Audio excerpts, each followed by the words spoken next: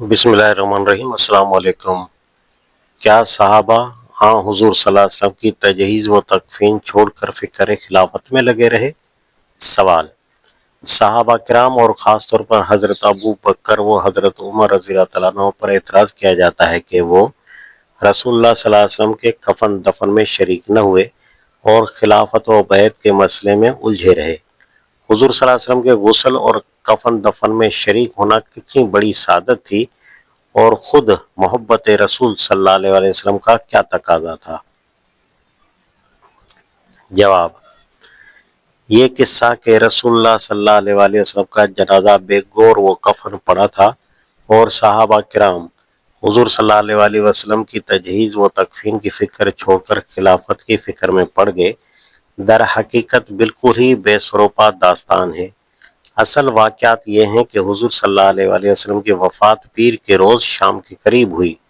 बुखारी व मुस्लिम में हुजूर सल्लल्लाहु अलैहि वसल्लम के खादिम खास हंस बिन मालिक रज़ी अल्लाह तआला अन्हु ने आखिरी यौम का लफ्ज़ इस्तेमाल किया है, जिससे यही समझा जा सकता है कि यह सानह अजीम असर व मगरिब के दरमियान पेश आया था। फितरी बात है कि इससे पूरी जमात अहले ईमान के होश प्रागना हो जाने चाहिए थे, चुनांचे यही हुआ। हज़रत उमर रज़ियल्लाहु तआला अन्हु को तो यकीन ही नहीं आ रहा था कि सरवर आलम सल्लल्लाहु अलैहि वसल्लम वाकई वफ़ात पा गए हैं। हज़रत अबू बकर रज़ियल्लाहु तआला अन्हु ने आकर जब तकरीर की तो लोगों को पूरी तरह यकीन हुआ कि वो नागुज़ीर बात जो पेश आनी थी पेश आ चुकी है। इतने में रात आ गई।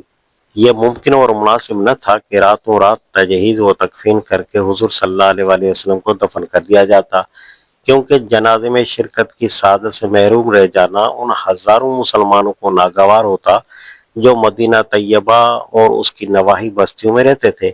लाज़मन उनको शिकायत होती कि आप लोगों ने हमें आखिरी दीदार और नमाज जनाजा मौका क्यों न दिया, इसलिए रात बहरहाल गुजारनी थी। उस रात सहाबा के मुख्तलिफ गिरोह अपनी अपनी जगह जमा होकर सोच रहे थे कि अब क्या होगा। अज़वाज मुतहरात हज़रत आयशा रज़ियल्लाहु तआला अन्हा के यहाँ गिरा व ज़ारी में मशगूल थीं, जहाँ हुज़ूर सल्लल्लाहु अलैहि वसल्लम ने वफ़ात पाई थी। हज़रत अली, हज़रत ज़ुबैर, हज़रत तलहा और दूसरे क़राबतदारान रसूल अलैहिस्सलातु वस्सलाम सैयदा हज़रत फ़ातिमातुज़ ज़हरा रज़ियल्लाहु तआला अन्हा के घर में जमा थे। मुहाजिरीन की एक अच्छी खासी तादाद हज़रत अबू बकर रज़ियल्लाहु तआला अन्हु के पास गमगीन व मुतफ़क्किर बैठी थी। अंसार के मुख्तलिफ गिरोह अपने अपने कबीलों की चौपालों, सकीफ़ा के असल मायने चौपाल ही के हैं, में इकट्ठे हो रहे थे। इतने में किसी ने आकर खबर दी कि बनी सादा की चौपाल में अंसारा का एक बड़ा गिरोह जमा है और वहाँ रसूलुल्लाह सल्लल्लाहु अलैहि वसल्लम की जानशीन का मसला छिड़ गया है। हज़रत अबू बकर, उमर और अबू उबैदा बिन जराह, जो हुजूर सल्लल्लाहु अलैहि वसल्लम के बाद मुसलमानों की जमात में बड़े सीनियर समझे और माने जाते थे, ये खबर सुनकर फिक्रमंद हुए कि अभी सरदार मिल्लत की आंख बंद हुई है, सारी उम्मत इस वक्त बेसर है, कहीं ऐसा न हो कि कोई बड़ा फितना खड़ा हो जाए और जमात का नज़म असर नो कायम होने से पहले ही बदनज़मी अपने कदम जमा ले। इसलिए ये तीनों हजरात फौरन बरसरे मौके पहुंच गए और रातों रात उन्होंने हुजूर सल्लल्लाहु अलैहि वसल्लम की जानशीनी के मसले को, जो एक फितना खेज सूरत में तय हुआ चाहता था, उस सही शक्ल में सुलझा लिया जिसके सही होने पर तारीख अपनी महर तस्दीक सब्त कर चुकी है। यह सारा वाक़या उसी रात का है जिसकी शाम को हुजूर सल्लल्लाहु अलैहि वसल्लम की वफ़ात हुई थी। रात को बहरहाल हुजूर सल्लल्लाहु अलैहि वसल्लम की तजहीज़ व तकफीन नहीं करनी थी, जिसकी मसलहत ऊपर बयान की जा चुकी है। उसी रात खिलाफत का मसला तय किया गया। सुबह सवेरे मस्जिद नबवी में हज़रत अबू बकर रज़ियल्लाहु तआला अन्हु की खिलाफत का ऐलान हुआ। मुहाजिरीन व अंसार सब ने उसे कबूल करके जमात का निज़ाम बहाल कर दिया और उसके बाद बिला ताख़ीर हुजूर सल्लल्लाहु अलैहि वसल्लम की तजहीज़ व तकफीन का काम शुरू हो गया। ये कहना बिल्कुल ही खिलाफ वाक़या है कि सहाबा किराम अपनी खिलाफत की फ़िक्र में लगे रहे और हुजूर सल्लल्लाहु अलैहि वसल्लम की तजहीज़ व तकफीन बस आपके अहले बैत ने की। ये तजहीज़ व तकफीन किसी ने भी पीर और मंगल की दरमियानी शब में न की थी।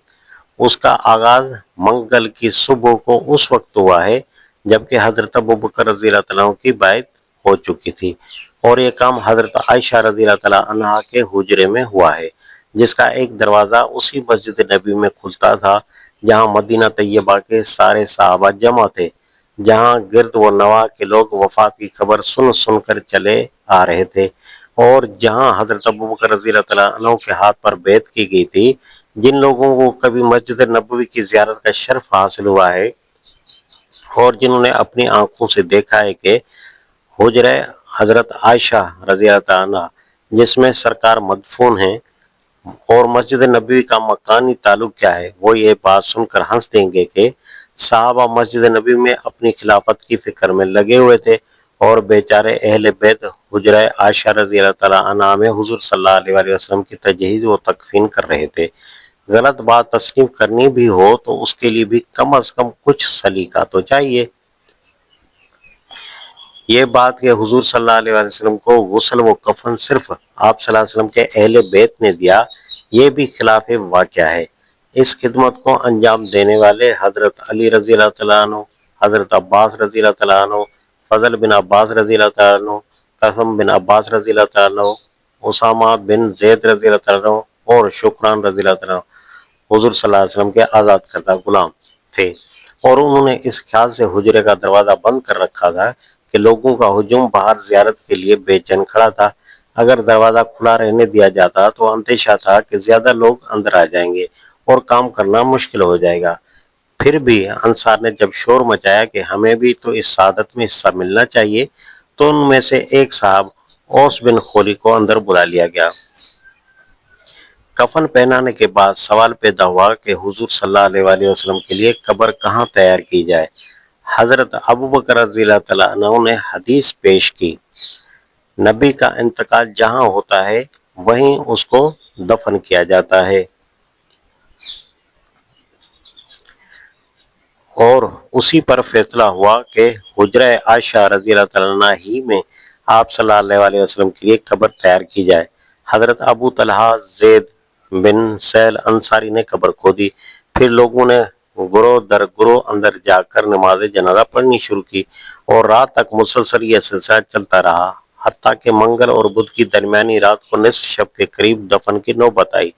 معلوم نہیں کہ اس پوری مدت میں آخر وہ کون سا وقت تھا جب صرف حضور صلی اللہ علیہ وسلم کے اہل بیت بے یار و مددگار آپ صلی اللہ علیہ وسلم کے جسد اطہر کو لیے بیٹھے رہے اور صحابہ کرام اپنی خلافت کی فکر میں مشغول رہے۔